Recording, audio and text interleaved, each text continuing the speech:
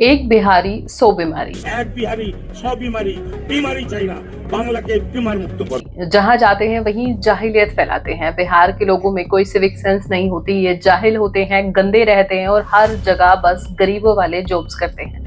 अगर कोई रिक्शा चलाता है, मजदूरी करता है या फिर किसी का गार्ड है तो लोग सीधा कह देते हैं कि ये एक बिहारी होगा। ये सिर्फ एक सोच नहीं बल्कि एक पूरी की पूरी जनरेशन का परसेप्शन है। बिहारी शब्द को लोग गाली की तरह यूज करते हैं, इसलिए खुद बिहारी भी जिस जगह के होने से उन्हें गर्व करना चाहिए और इतने खूबसूरत कल्चर और पहचान होने के बावजूद भी बिहार के लोग खुद की पहचान छिपाते हैं ताकि उन्हें जलालत ना झेलनी पड़े। जितनी बार भी कोई अपनी लैंग्वेज, अपने कल्चर या अपने शहर की शान के बारे में बात करता है, तब बिहार उस डिस्कशन से कई बार ऑटोमेटिकली निकल जाता है। कई बार तो लोग खुद को बिहारी कहने से भी शर्माते हैं क्योंकि बिहारी शब्द अब एक गाली जैसा ट्रीट किया जाता है। बिहार के हैं पर हमको बिहारी मत कहना, क्योंकि समाज में ऐसा फैला है बदहाली, बिहारी होना हो गया है गाली। पर ऐसा क्यों? क्या सच में बिहार इतना पीछे है या फिर एक पूरी नेगेटिव इमेज प्लानिंग के साथ बनाई गई है? वहाँ के लोकल वाले हम लोग को बहुत टॉर्चर कर रहे हैं। उन लोगों का कहना ये है कि तुम लोग गुजरात से अपने बिहार चले जाओ। हमने के लड़का जाता असल बिहार से बाहर पढ़े, मजदूरी करे, आदमी कहता हम बिहारी मतलब अनपढ़, बिहारी मतलब बेवकूफ। ये शब्द बिहारी गाली बन गया है। देखिए, हाल ही में एक केंद्रीय विद्यालय की प्राइमरी टीचर की जब पोस्टिंग बिहार के जहानाबाद में कर दी गई तो उन्होंने सोशल मीडिया पर बिहार की तारीफ कुछ इस तरीके से की। मेरे से क्या दुश्मनी थी, मुझे इंडिया के वर्स्ट रीजन में पोस्टिंग दे दी।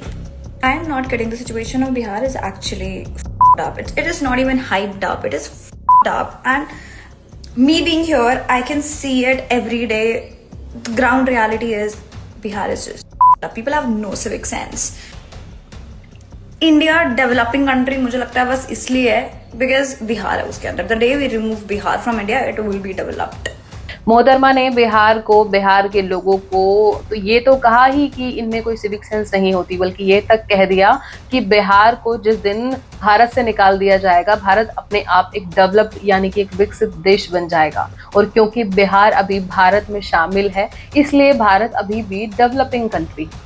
हालांकि इस स्टेटमेंट के बाद इन्हें सस्पेंड भी कर दिया गया है, लेकिन मेरा कंसर्न सिर्फ एक इंसान को लेकर नहीं है, उन लाखों करोड़ों लोगों को है जिनके दिमाग में बिहार और बिहार के लोगों के लिए नेगेटिव परसेप्शन बनाया गया है। और इन करोड़ों लोगों में से मैं भी शामिल हूँ जिसने अपने बचपन में यही देखा है। इनफैक्ट मैं आज भी यही देख रही हूँ कि अगर किसी इंसान का स्किन कलर डार्क है तो उसे सीधा बिहारी कह दिया जाता है। मजाक मजाक में इनफैक्ट किसी को सीरियस गाली देनी हो तो लोग सीधा हट बिहारी, बिहारी कहीं का जैसे अनेक शब्द कह देते हैं। लेकिन इतना नेगेटिव परसेप्शन आखिर लोगों के मन में बना कैसे? तो इसके कई रीजंस हैं, जिसमें बिहार के पॉलिटिशियंस का सबसे बड़ा हाथ है, जिन्होंने बिहार के लोगों को इस कंडीशन पर लाकर छोड़ दिया कि ना तो अब वो कहीं दूसरे शहर में जाकर गर्व के साथ रह पा रहे हैं, बल्कि खुद अपने ही स्टेट में ढंग से काम नहीं कर पा रहे हैं। देखिए, बिहारी लोग सिर्फ भारत में ही नहीं बल्कि भारत के बाहर भी हर जगह मिल जाएंगे। यहाँ तक कि महाराष्ट्र, गुजरात, पंजाब, तमिलनाडु या फिर केरला, हर जगह ये माइग्रेंट्स मजदूर के तौर पर काम करते हुए नजर आते हैं। पर उन्हें एप्रिसिएशन मिलने की बजाय उन पर ही इल्जाम लगाया जाता है कि ये लोकल्स लोगों की जॉब छीन रहे हैं। राज ठाकरे जैसे नेता ओपनली स्पीचेस में ये बोल भी चुके हैं कि यूपी बिहार के लोग मुंबई में आकर मराठी मानुस की जॉब ले रहे हैं। बात है एम्प्लॉयमेंट की। अगर कोई मराठी आदमी अगर कल पकड़िए उत्तर प्रदेश में जाए या बिहार में जाए तो मुझे लगता है कि वहां की संस्कृति, वहां की भाषा उसे आनी चाहिए। वो जो संस्कृति है उसके साथ उसे रहना चाहिए। वहां के जो बच्चे हैं, वहां के जो युवक है, युवती जो है, अगर वहां पे इंडस्ट्री आती है तो पहला प्रेफरेंस उन्हें मिलना चाहिए। ऐसे ही असम में भी 2000 के दौरान बिहारी माइग्रेंट्स को लेकर वायलेंस हुआ था, जिसमें 200 से ज्यादा लोग मारे गए थे।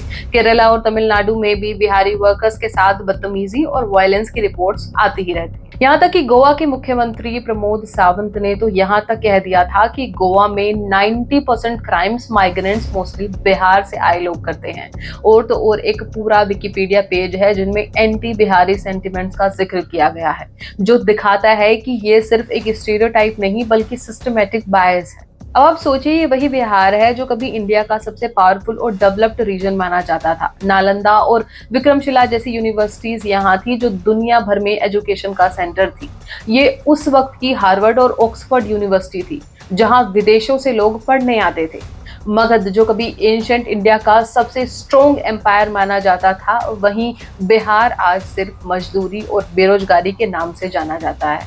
जिसने दुनिया को जीरो दिया वो बिहार से, देश के पहले राष्ट्रपति वो बिहार से, सिखों के दशमेश पिता वो बिहार से, बड़े बड़े सेलिब्रिटीज बिहार से, दुनिया के 2 बड़े धर्म जैन और बौद्ध बिहार से, देश में सबसे ज्यादा IAS IPS बिहार से, दुनिया का सबसे बड़ा वाईफाई नेटवर्क बिहार से, चक्रवर्ती सम्राट अशोक बिहार से, 1857 में आजादी की लड़ाई महात्मा गांधी ने शुरू की चंपारण बिहार से, भ्रष्टाचार के खिलाफ देश का सबसे बड़ा आंदोलन JP नारायण जी के द्वारा हुआ, जिसकी चिंगारी ने एक भीषण आग का रूप ले लिया और दिल्ली में आते आते सबसे मजबूत देश की पहली महिला प्रधानमंत्री इंदिरा गांधी की सरकार को गिरा दिया। उस मूवमेंट की शुरुआत हुई बिहार से, जहां पूरा भारत उगते हुए सूर्य की पूजा करता है। वहां देश में एक ऐसा राज्य है जो डूबते हुए सूर्य की पूजा करते हैं। वो लोग कहां से आते हैं? बिहार से। और ये लिस्ट बहुत लंबी है, जिसे डिटेल में बताने बैठा जाए तो न जाने कितनी वीडियोस मुझे निकालनी पड़ेंगी बिहार के लेगेसी के बारे में। लेकिन बिहार की इस नेगेटिव इमेज का असली दोषी कौन है? क्या सिर्फ बाहर के लोग ही बिहार की इमेज खराब कर रहे हैं, या फिर बिहार के पॉलिटिशियंस जो सालों से कास्ट पॉलिटिक्स में अटके हैं और असली डेवलपमेंट की तरफ ध्यान ही नहीं देते? वो आज भी बिहार का इंफ्रास्ट्रक्चर लाचार है। सड़कें, हॉस्पिटल्स, स्कूल, इंडस्ट्रीज, सब कुछ या तो वहां है ही नहीं या इतने बेहाल हैं कि लोग वहां रहना ही नहीं चाहते। बिहार के जितने भी बड़े लीडर्स आए, चाहे लालू यादव हो या नीतीश कुमार, उन्होंने सिर्फ अपनी कुर्सी बचाने के लिए पॉलिटिक्स की, ना कि स्टेट के विकास के। और इस बात में कोई दो राह नहीं कि आज की बर्बर और पिछड़ी स्थिति का दोषी सबसे ज्यादा वहां के पॉलिटिशियंस हैं, जिन्होंने जो पैसा बिहार के विकास के लिए इस्तेमाल होना चाहिए था उनसे अपनी जेबें भर ली। शायद आपने 940 करोड़ का चारा घोटाला तो शायद सुना ही होगा। इनफैक्ट मोस्टली पैसा बिहार के पॉलिटिशियंस ने अपनी पर्सनल फायदे के लिए यूज किया, जिससे ना तो कोई वहां इंडस्ट्री सेटअप हो पाई और ना ही कुछ खासा डेवलपमेंट हुआ। और जब एक स्टेट में इंडस्ट्रीज नहीं होगी, नए जॉब्स नहीं बनेंगे, तो लोग मजबूर होकर बाहर जाने के लिए मजबूर हो जाएंगे और फिर वही स्टीरियोटाइप और डिस्क्रिमिनेशन झेलेंगे। एक और वजह जो बिहारी इमेज को डैमेज करती है और वो है यहाँ की भोजपुरी फिल्म और म्यूजिक इंडस्ट्री। पंजाबी म्यूजिक और साउथ इंडियन फिल्म्स ने अपने कल्चर को एक ग्लोबल ब्रांड बनाया है, जबकि भोजपुरी सिनेमा मोस्टली चीप और वल्गर कंटेंट आज भी बनाता है। जीजा साली और देवर भाभी के रिश्ते को ओवर सेक्सुअलाइज और वल्गर तरीके से मोस्टली हर सॉन्ग में दिखाया जाता है। इनफैक्ट ऑर्केस्ट्रा के स्टेज पर होने वाले ये छोटी बच्ची और छोटे छोटे बच्चों के वल्गर डांस को देखकर लोगों के मन में भी यही इमेज बन गई है कि बिहारी कल्चर लो ग्रेड और बैकवर्ड है। और ऐसा नहीं है कि सिर्फ बिहार में वल्गर सॉन्ग्स ही हैं। अगर बिहार के हिडन म्यूजिक को देखा जाए तो यहाँ हर फंक्शन का अपना अलग सोहर होता है, जिसे गीत कहते हैं। छठ के melodious songs, legendary singers like Sharda Sinha ji के कहे तो से सजना, बाबुल, ओ दीनानाथ, पहले पहन छठी मैया जैसे मनमोहन वाला जो म्यूजिक है वो भी बिहार में ही एग्जिस्ट करता है, जो लिटरली बहुत सुंदर और प्योर है। लेकिन वल्गर और ओवर सेक्सुअलिटी सॉन्ग्स की पॉपुलैरिटी की वजह से बिहार की इमेज बाकी के स्टेट्स में अनसिविलाइज्ड, बैकवर्ड और अनकल्चर्ड लोगों की बन गई है। लेकिन असल में बात तो ये सच है कि बिहारी ही ऐसे लोग हैं जो दुनिया की किसी भी कोने में जाकर अपनी सिंप्लिसिटी और अपने कल्चर को नहीं भूलते। इसलिए कभी देश के अलग अलग कोने और विदेशों से भी छठ पूजा की धूमधाम से सेलिब्रेशन की इमेज सामने आती रहती है। इनफैक्ट बिहार से आने वाले लोग इजीली एडजस्टेबल होते हैं, लाइक किसी भी कंडीशन में ये लोग इजीली सर्वाइव कर लेते हैं और इनकी एस्पिरेशंस बहुत कम होती है। ये अपना घर चलाने के लिए छोटी से छोटी जॉब्स भी कर लेते हैं, जिसकी वजह से अलग अलग स्टेट्स में इनके खिलाफ लोकल्स की जॉब छीनने का भी आरोप लगता है। इनफैक्ट इन्हें लेकर एक फिक्स परसेप्शन बना दी गई है कि बिहारी यूजुअली गरीब और कम पढ़े लिखे होते हैं, और यही अगर ये दूसरे स्टेट में घर की तलाश करते हैं तो मकान मालिक को पता चल जाए कि ये बिहार से हैं तो पहली इमेज उनके दिमाग में यही आती है कि इनके कई सारे बच्चे होंगे और वो शोर मचाएंगे, गंद फैलाएंगे, इसलिए जल्दी इन्हें कोई रूम भी रेंट पर नहीं देता। बिहार के 50% लोगों में से कोई ना कोई काम की तलाश में माइग्रेट करता है। भारत के सीजनल माइग्रेट होता है तो उसमें से 90% बिहार से ही होता है और इनमें से ज्यादातर कम पढ़े लिखे लोग होते हैं जो ओट्स जॉब करने के लिए भी तैयार होते हैं। इसलिए दिल्ली और अलग स्टेट में ज्यादातर बड़ी बड़ी इमारतें बनाने के लिए, सब्जी बेचने के लिए, रिक्शा चलाने के लिए, इनफैक्ट घरों में हाउस हेल्प भी कोई बिहार से ही आपको देखने को मिलती है। पंजाब में बड़ी तादाद में बिहारीज होते हैं जो फार्म पर काम करते हैं। इनफैक्ट बिहार से टोटल माइग्रेंट्स में 31% माइग्रेंट्स पंजाब में माइग्रेट करते हैं काम की तलाश में। इनफैक्ट मोस्टली हर जगह ओट्स जॉब करने की वजह से इनकी इमेज पूरे भारत में एक गरीब लेबर की बन गई है। और ऐसा नहीं है कि बाकी के स्टेट्स में गरीबी नहीं है, झारखंड, छत्तीसगढ़ और उड़ीसा में भी गरीब लोग पाए जाते हैं, लेकिन वो ज्यादातर अपने ही स्टेट में रहते हैं, इसलिए उनकी इमेज इतनी खराब नहीं है जितनी बिहार के लोगों की है। इनफैक्ट ऐसा नहीं है कि ये लोग पढ़े लिखे नहीं होते, अधिकतर IAS, IPS, in fact teaching lines में इनकी तादाद बेहद ज्यादा होती है। In fact I am sure Delhi में किसी ना किसी ने कभी ना कभी एक ऐसे टीचर से पढ़ाई जरूर की होगी जो बिहार से आते हैं, फिर चाहे वो कोई तिवारी जी हो, कोई झा जी हो।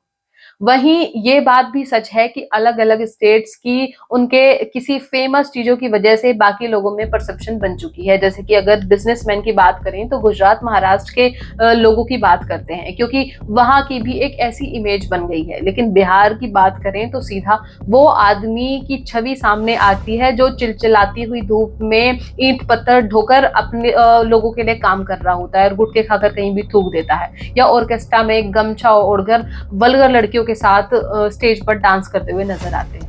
और इसका बहुत बड़ा कारण खुद बिहार के लोग भी हैं। कहीं भी गुटखा खाकर थूक देना ये सबसे बड़ी प्रॉब्लम है। इनफैक्ट दिहाड़ी मिलने के बाद सीधा ठेके पर पहुंच जाना, इसको लोग क्लास से जस्टिफाइज करते हैं।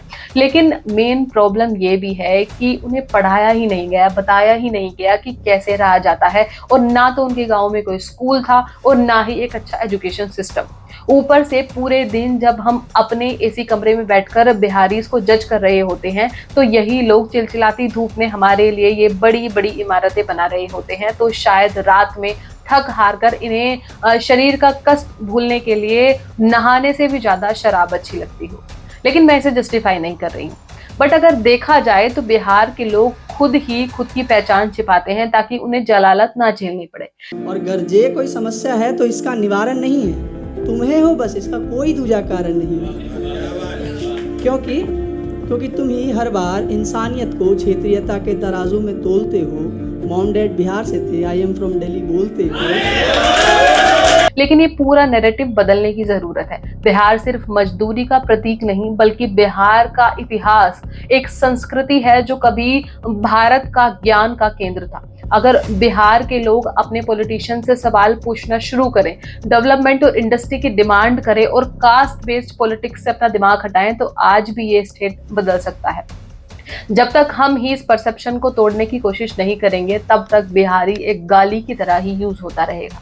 पर सच ये है कि बिहार सिर्फ एक स्टेट नहीं, एक आइडेंटिटी है जो सिर्फ मजदूर, रिक्शा पुलर या सिक्योरिटी गार्ड तक सीमित नहीं है।